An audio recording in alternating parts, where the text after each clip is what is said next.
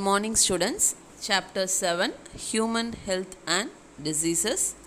In this chapter, we are going to learn about the common diseases in human beings, infectious and non-infectious, maintenance of personal and public hygiene, basic concepts of immunology, immunodeficiency diseases, autoimmune diseases, adolescence, drug and alcohol abuse, mental health, depression.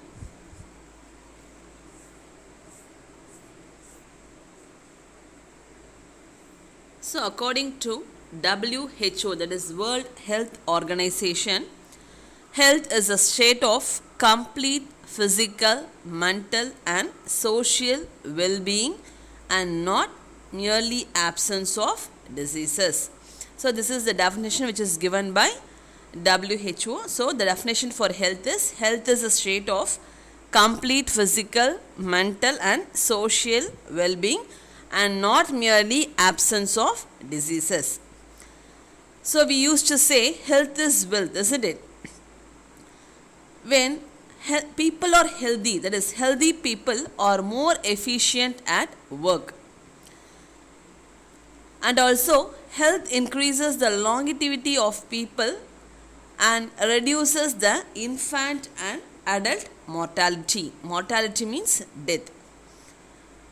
So what are the ways to maintain healthy body, or what are the ways to maintain health? Means personal hygiene, regular exercise and balanced diet. So these are very, very important to maintain a good health. Next we'll discuss some of the common diseases in human beings. There are many common diseases in human beings. Diseases can be defined. So what is the definition for disease? Means disease can be defined as a disorder or malfunction. Malfunction means a wrong function of the mind or body, and it involves the morphological, physiological and psychological disturbances which may be due to environmental factors or pathogens. Pathogens means disease causing germs, or genetic abnormalities. Genetic anomalies means genetic abnormalities or lifestyle changes. And also disease can be broadly classified into two groups. So diseases are broadly classified into two groups. One is infectious disease and another one is non-infectious disease.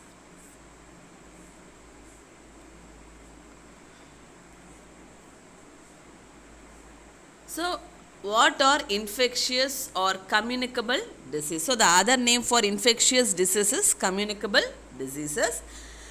Diseases which are transmitted from one person to another person are called as infectious or communicable diseases. So diseases which are transmitted or spread from one person to another person are called as infectious or communicable diseases. And such diseases causing organisms are called as pathogens. So the disease causing organisms are called as pathogens, and these pathogens are transmitted through air, water, food, physical contact and vectors. Vectors means these are agents which transmit or spread the pathogens from one person to other person. Example, housefly, mosquitoes, they are called as vectors. In Tamil we'll say noi kadatti. Vectors means noi kadatti. So actually these vectors do not cause disease, but they actually act as an agent in transmitting the pathogens. So the communicable disease means disease which are spread from one person to another person are called as infectious or communicable diseases. The disease causing pathogens may be, so if you take the disease causing organisms or pathogens, they may be virus, bacteria, fungi, protozoan parasites, helminthic parasites, etc. So these are the name of the disease causing pathogens. So it may be a virus, bacteria, fungi, protozoan parasite, helminthic parasite, etc. And if you take the infectious disease, they are common and everyone suffers from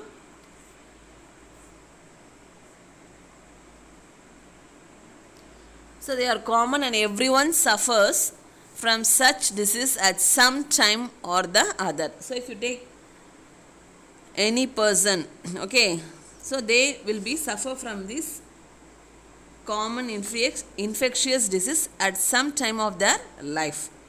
Most of the bacterial diseases are curable, but all viral diseases are not. Some infectious diseases like AIDS may be fatal. So if you take the diseases, most of the bacterial diseases can be cured by using the antibiotic. So bacterial diseases are curable, but all the viral diseases are not curable. Some infectious diseases, if you take the AIDS, okay, they may be fatal. Fatal means death. Next we'll see about the non-infectious diseases. So what do you mean by non-infectious diseases? Means diseases which are not transmitted or spread from an infected person to a healthy person are called as non-infectious diseases. So diseases which are not transmitted from one person to another person are called as non-infectious diseases. In origin they may be genetic. So some diseases they may be caused due to some genetic factors. Example, cystic fibrosis. And some diseases may be caused due to the malnutritional, that is nutritional defects. Example, vitamin deficiency diseases. And some diseases may be caused due to the degenerative, for example, non-functional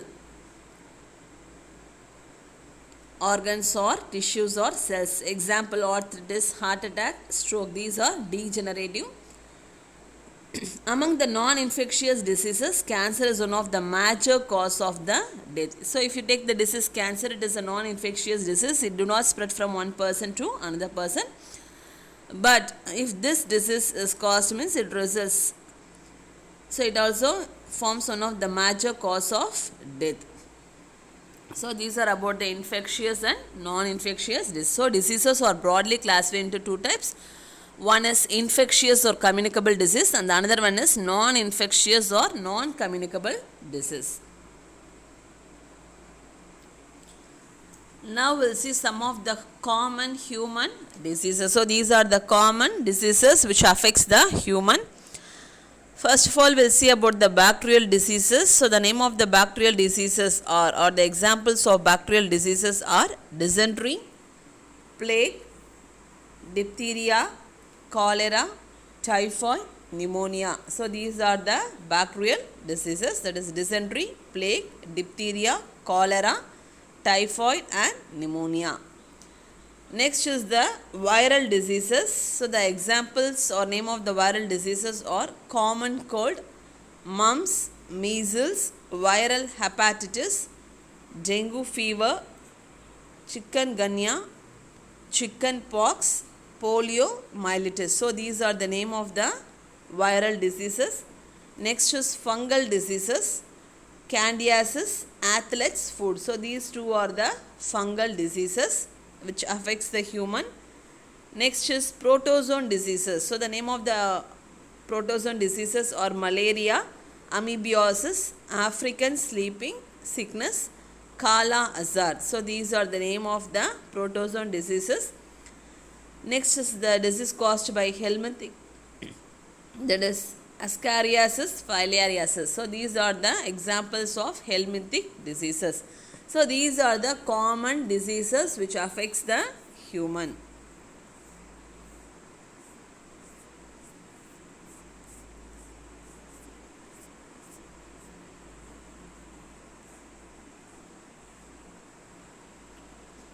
First of all, we'll see in detail about the bacterial diseases. So if you take the bacterial diseases, okay, so though the number or population of bacterial species is very high, so there are millions of bacterial species, but only a few bacteria are associated with human diseases and are called as pathogenic bacteria. So all the bacteria are not associated with the human diseases.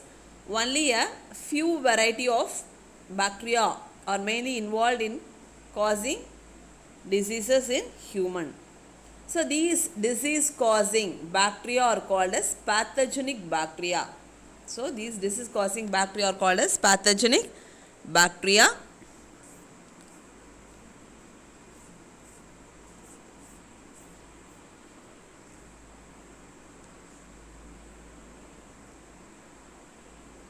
And such pathogens may emit toxins. So such pathogens may emit toxins. Toxins means poisonous substances and affect the body. So these pathogens, when enter into the body, they release some poisonous substance called toxins which affects the body.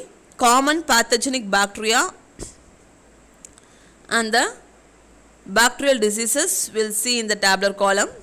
And if you take the bacterial disease, they spread through air, water, or by inhaling the droplets or aerosols. So what do you mean by droplets or aerosols? Means when a person cough or sneeze, small droplets of water is expelled out. That is called as droplets or aerosols, or even by sharing utensils. Utensils means they are vessels. So when the vessel or the plate or the even the tumbler which is used by the infected person is again used by a normal person without proper sterilization, this also will cause the disease.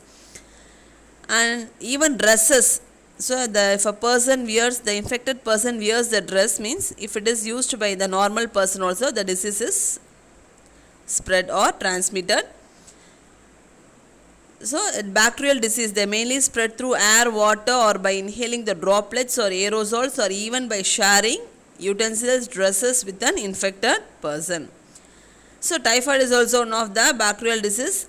Typhoid fever, it can be confirmed by a Widal test. What do you mean by Widal test? Means it involves a blood culture to detect the bacteria during the first week of fever. So in typhoid fever, the typhoid fever is confirmed by using a Widal test. Widal test means, so it involves the blood culture to detect the bacteria during the first week of fever.